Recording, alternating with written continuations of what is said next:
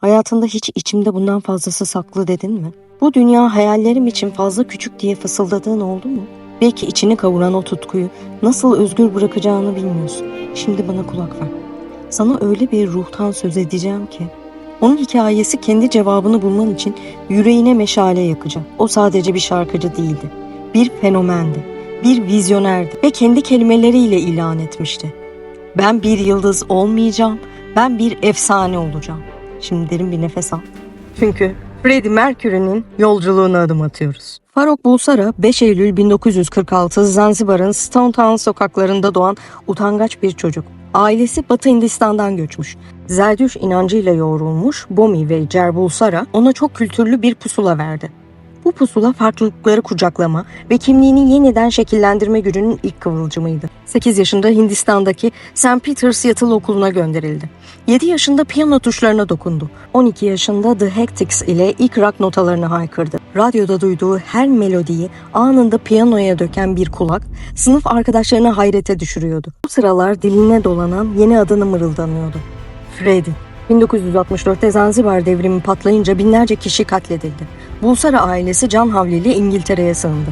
Her şeyi, evini, kokusunu, güneşini geride bırakmak travmatik bir kopuştu. Ama işte tam bu fırtına, Freddie'nin sanatsal pusulasını kuzeye çevirdi. Kültürel adaptasyon onun süper gücü oldu. Farklı dünyalar arasında geçiş yapmayı, kelimenin tam anlamıyla kendi kimliğini sahnede yaratmayı öğrendi. 1966'da Ealing Sanat Koleji'ne kaydoldu. Grafik tasarım dersinin yanı sıra Londra'nın rüzgarı kulaklarına yeni riffler fısıldıyordu. Yine de yollar düzdü.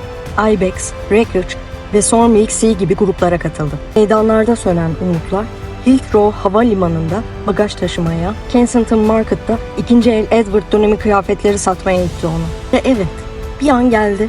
Vazgeçmeli miyim diye kendine sordu. Ama işte o kritik eşik karakterini çelikleştirdi.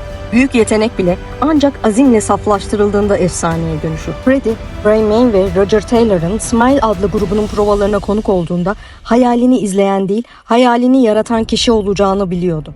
1970'te vokalist Tim Staffel gruptan ayrıldı. Smile fiilen dağılırken Freddie bir adım öne çıktı ve devam edeceğiz dedi. Farrokh Bulsara ismini Freddie Mercury yaptı. Grup adı Queen oldu. Queen ismi kraliyet görkemini, dandy zarafetini taşıyordu. Adeta tiyatral bir meydan okuma gibiydi. Bazıları fazla cesur dedi. O gülümsedi. Sanat korkuttuğu kadar hayran bırakmalıdır dedi. Haziran 1970'te Kızıl Haç Yardım Konseri'nde Queen ismi sahneye ilan edildi. Basçı arayışı sona erdi. John Deacon Şubat 1971'de gruba katıldı ve efsanevi dörtlü tamamlandı. Plak şirketleri risk almak istemedi. Konser organizatörleri tanınmamış bir gruba sahneyi kapattı. Ama Queen vazgeçmedi. Günler boyu besteler, saatler süren provalar, tıklım tıklım olmasa da her sahnede terlerinin son damlasına kadar performans. Brian May'in dediği gibi, küçük bir fırsat penceresi açıldığında içeri fırlamaya hazırdık. Ve o pencere 1973'te ilk albümleri Queen ile aralandı. Henüz yıldız değillerdi. Ta ki 1974'te Killer Queen İngiltere'de 2, Amerika'da 12 numara olduğunda dünya Kraliyet Marşı'nı duymaya başladı.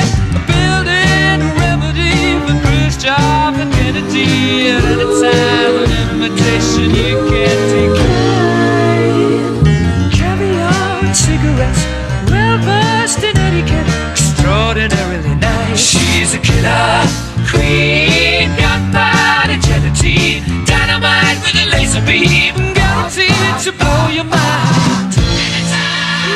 Recommended at the price, insatiable and appetite. Wanna try?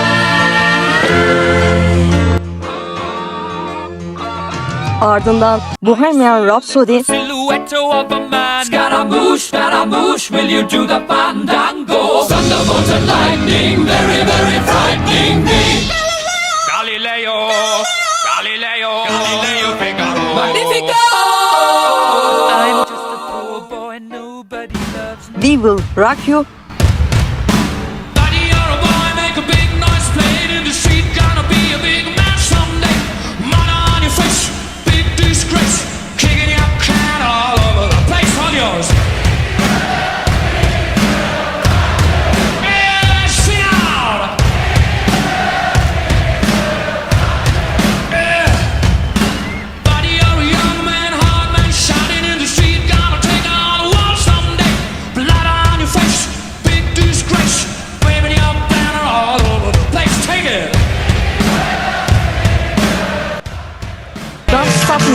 spaceship on my way to Mars on a collision course. I am a satellite, I'm out of control. I'm a sex machine ready to reload, like an atom bomb about to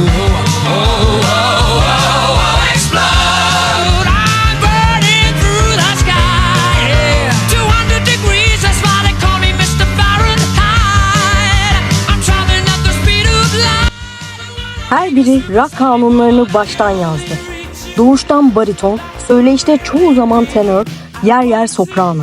3 hatta 4 oktavlık menzil. Ağzındaki 4 fazla kesici diş rezonans boşluğu yaratarak eşsiz tınısını besledi. Doktorlar düzeltelim dedi, dokunmayın. Onlar benim sihirli kanatlarım diye rest çekti. Queen'in 4 üyesi de besteciydi. Grup içindeki sağlıklı rekabet şarkıları zirveye taşıyan motor oldu. Freddie bazen piyanosuz yalnız yürürken melodiler kurar, bazen saatler boyu evde taslak planlardı. Rekabet yıkıcı değil, yaratıcıydı. Mikrofon standını yarım tutarak asaya dönüştürürdü. Kostümleriyle kabareyi rock'la evlendirirdi. Sometimes I feel I'm always walking too fast. Everything is coming down on me, down on me. I go crazy. Oh, so crazy. Live Aid. Wembley Stadyumu'nun 72 bin kişilik korosunu AO ile tek bir nefeste birleştirdi. Eleştirmenler gelmiş geçmiş en iyi rock performansı diyecekti.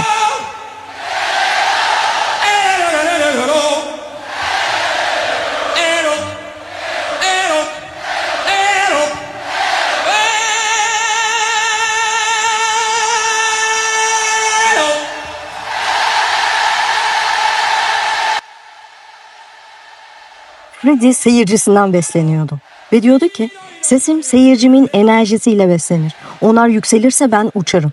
Böylece izleyici pasif dinleyici değil, anı birlikte yaratan yol arkadaşı oldu. Sahnede ateş, kuliste utangaç, hatta kırılgan. Kasıtlı bir maske, içindeki çelişkileri sanata dönüştürdü. İçimde 2 Freddie var. Biri sessiz, diğeri gök gürültüsü. İkisini de seviyorum.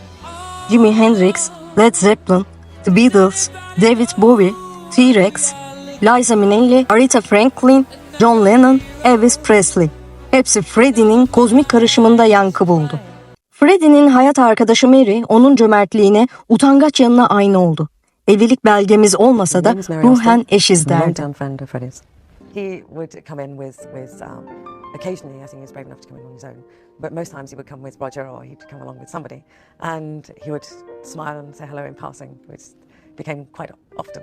And I think this went on for about 5 or 6 months, and finally he asked me if I wanted to go out on a date. And I met Mary at a concert in Imperial College, my own college, and just sort of got chatting to her because she was sitting behind me. And I was pretty shy, but somehow I plucked up the courage to ask her out. And we went out a few times. She was very wary of anyone. And so we would generally just sort of go out for a drink and say goodnight and sort of quick peck on the cheek, and that was it really. We'd never really got beyond that. But there came a point where Freddie started to talk to me about her, and it became obvious that Freddie wanted to go out with her, and I said, well, look, we're not really going out as such, you know, we're just good friends, so I'll introduce you. And you're fascinated to see this person within, totally at ease and at one with them. 70 ve 80'lerin homofobik fırtınasında özel hayatını korumak zordu.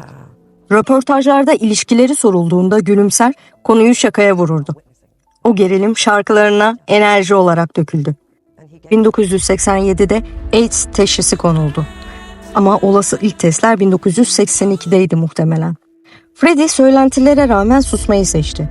The Miracle, Innuendo albümlerine son gücüyle vokal kaydetti. The Show Must Go On'u ağır haliyle tek seferde okuyup stüdyoyu dondurdu.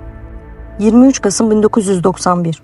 Ölümünden bir gün önce hastalığını dünyaya açıkladı. Cesareti AIDS'e dair damgalamayı yıkan küresel bir sarsıntı yarattı. 24 Kasım 1991. Bronşiyal pnömoni. Freddie bedenen gitti.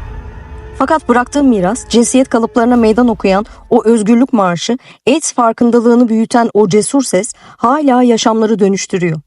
Ben değerli ve özlü bir müzisyen olarak hatırlanmak istiyorum, demişti. Bugün milyonlarca kalpte yerini aldı. Freddie Mercury bir yıldız değil, bir efsaneydi. Çünkü kusurlarını, korkularını, kültürel karmaşasını sanata dönüştürmekten çekinmedi. Senin sahnen belki bir Wembley değil ama kendi hayatının Wembley tam şu an, tam da ayaklarının altında parlıyor. Işıklara yürü, mikrofonu kaldır ve kendi efsaneni haykır. The show must go on.